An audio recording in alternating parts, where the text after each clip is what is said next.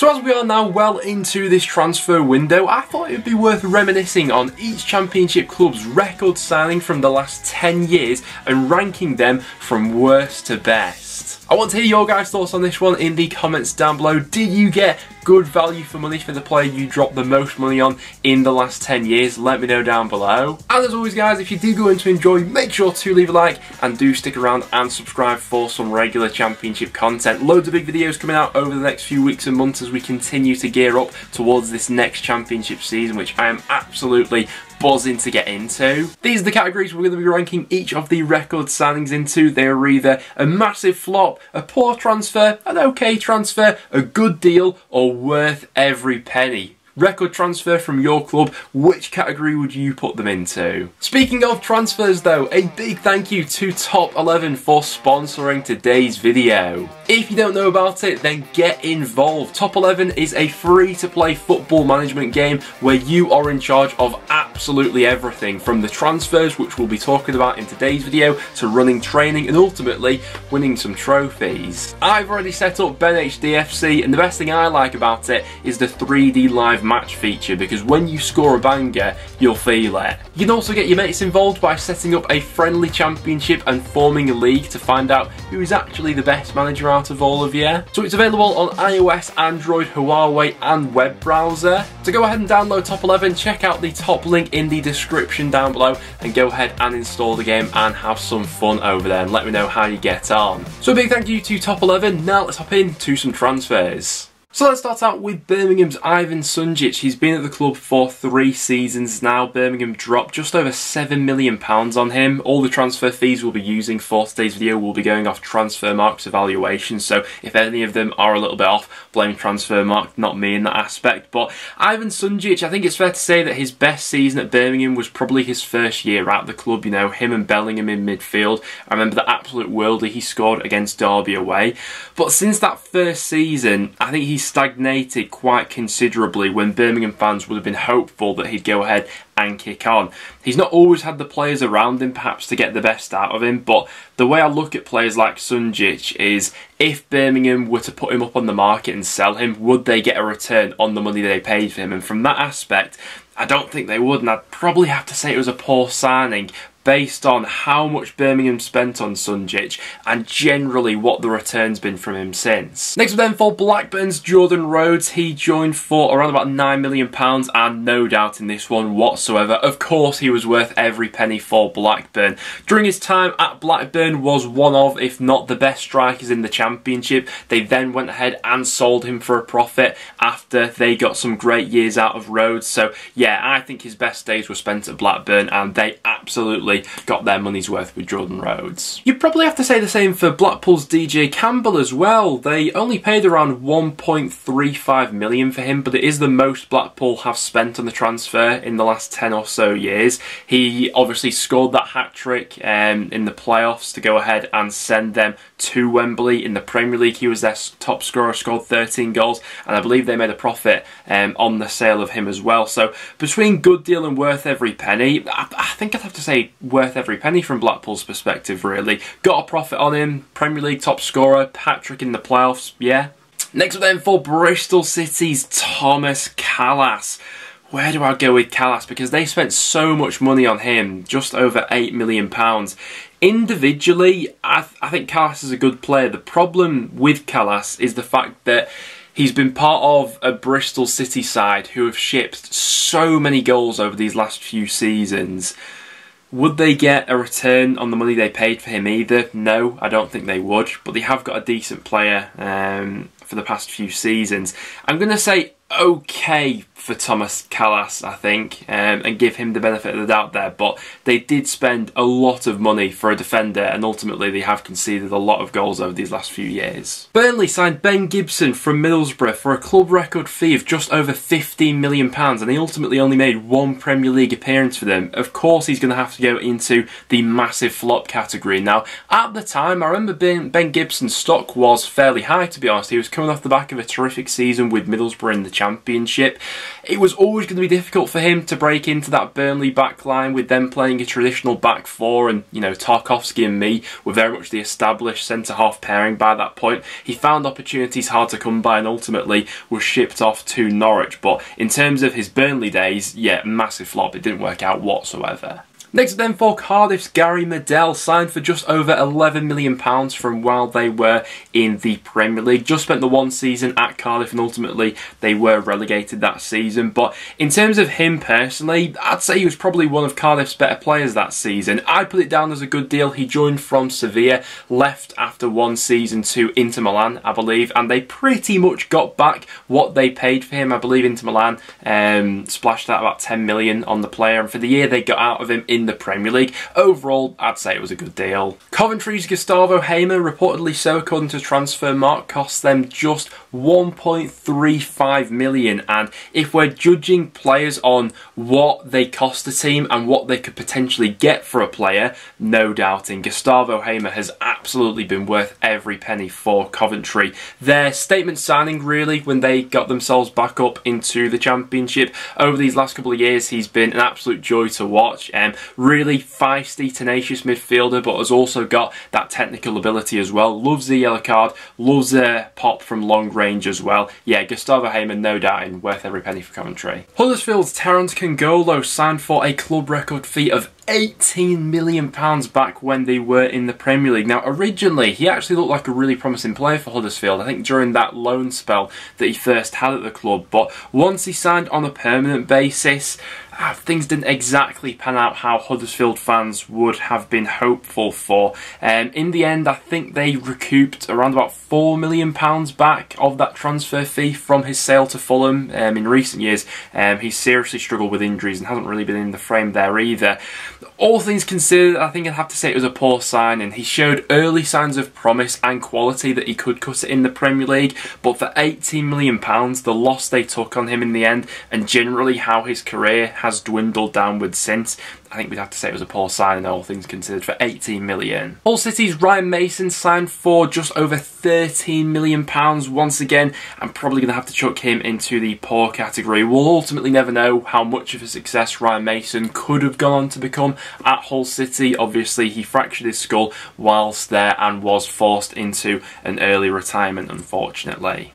Luton Town's Simon Sluga up next. He was signed as a club record fee for around about 1.5 million when they were first promoted up to the Championship. He had a really difficult first 6 months, especially, where he was just having howler after howler, and Luton fans were probably thinking, Jesus, what have we spent all this money on? But after that initial period, he did start to bed in, to be fair to him, and I think towards the end of his time at Luton, became a little bit of a cult hero, to be honest. He left in January for an undisclosed fee, so it's not immediately clear how much of the money Luton actually made back off Sluga, but all things considered, I think Sluga's story was a little bit of a redemption arc, really. He started out poorly and generally got better as the year went on. So, all things considered for Sluga, I know it was a club record fee of 1.5 million, but it wasn't as much as some of these other players we're talking about. I think it was an okay transfer in the end. Next then, for Middlesbrough's record signing, Britt Assombalonga. Over 50 million they dropped from Assombalonga, who was a bit of a weird time from his time at Borough, to be honest, because he'd go from magnificent to awful in the space of a few seconds, really.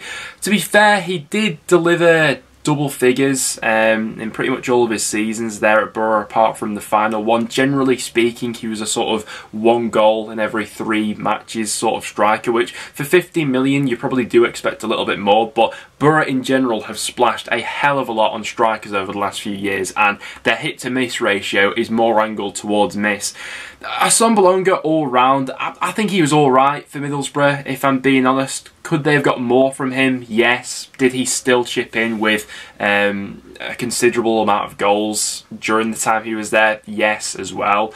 I'd say he was alright all round. Judge Saville at Millwall, I'd say it's had a steady first season back at the club. I'm going to say that he was an okay deal. I believe they dropped around about 1.8 million on him. That's what Transfermarkt has as his valuation. Obviously, I think the time he left, he was actually a record club sale. I think that Stoke spent about 8 million on him. So obviously, it was quite the return in Millwall's favour that they got him back for a cut price. But these days, solid Championship player, he's alright. Christos Zolis at Norwich. I'm going to have to say this one's been a poor transfer. Argument even maybe for massive flop, to be honest. We're working with such a small sample size here because he barely kicked a ball for Norwich last season.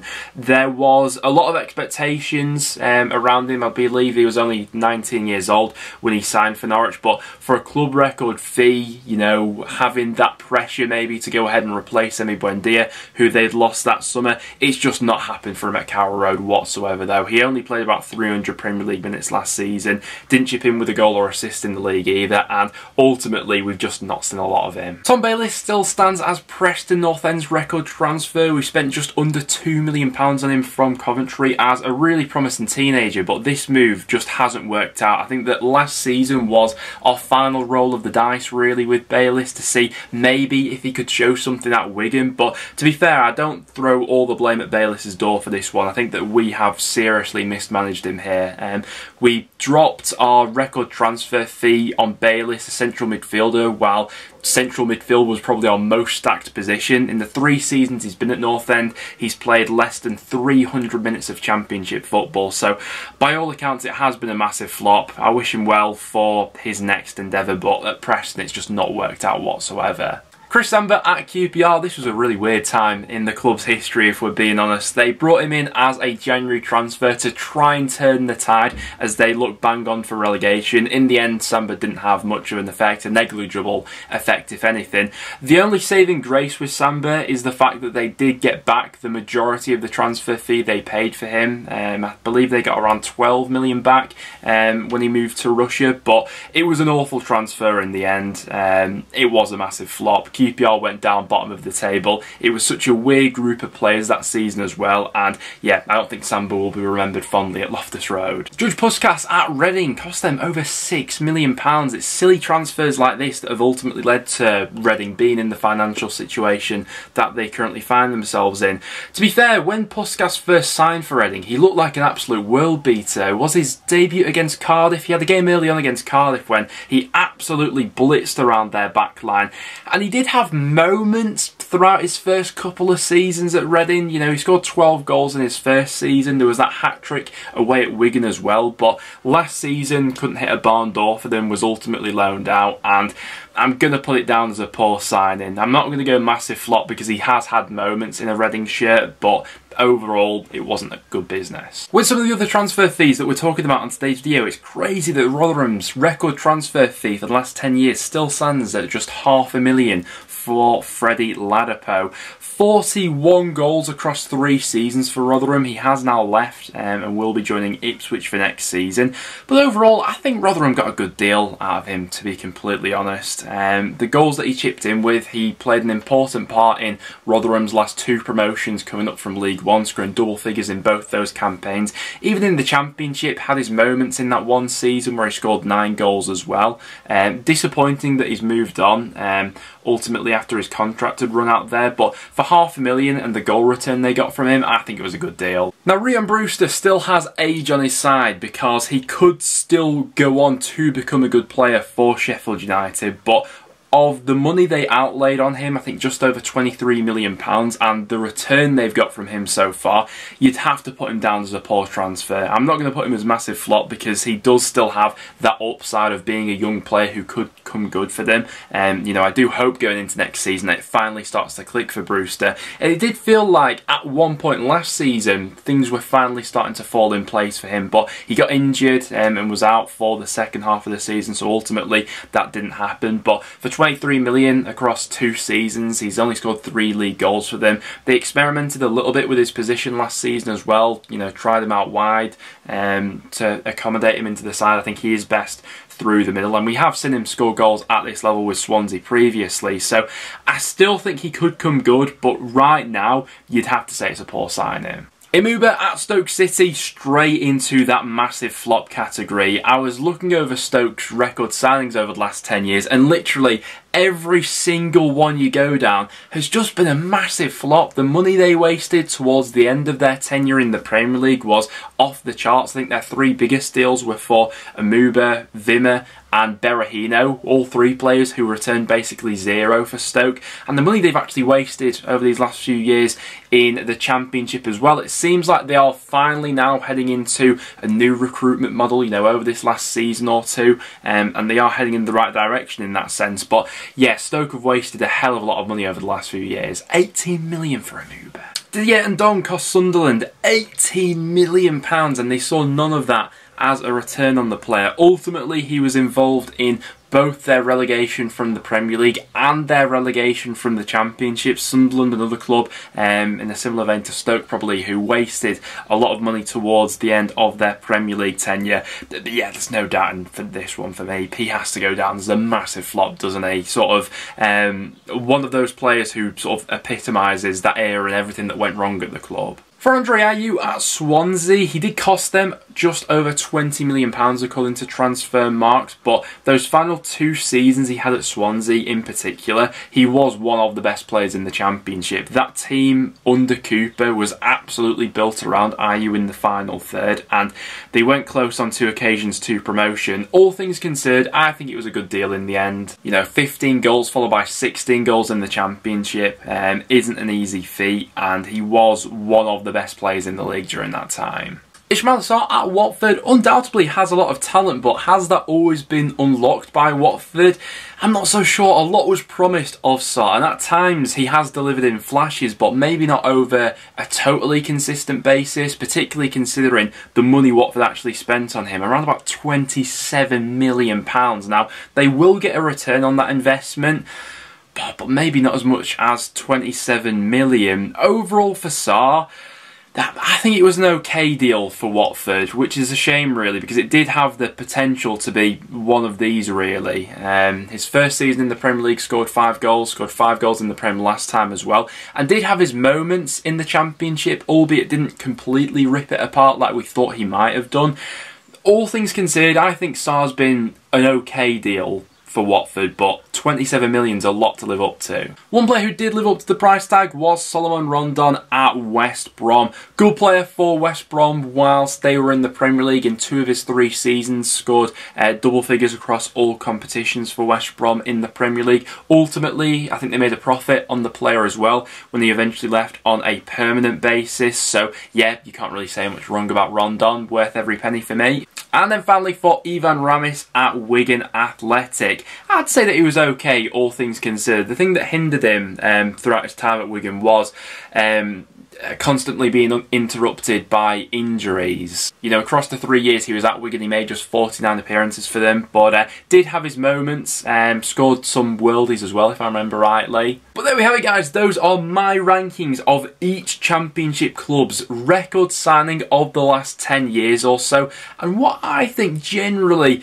they've gone on to do, and generally speaking, if they've been value for money or not. Would you agree with my selections here? I could be swayed on a couple of them to maybe bump them up or down. So do get involved in the comments down below. What did you make of your club's record signing whilst they were at the club, and did you get value for money in them? As always, if you did go on to enjoy, make sure to leave a like and do subscribe for some regular Championship content. Thanks for watching, guys, and I'll see you all in the next one.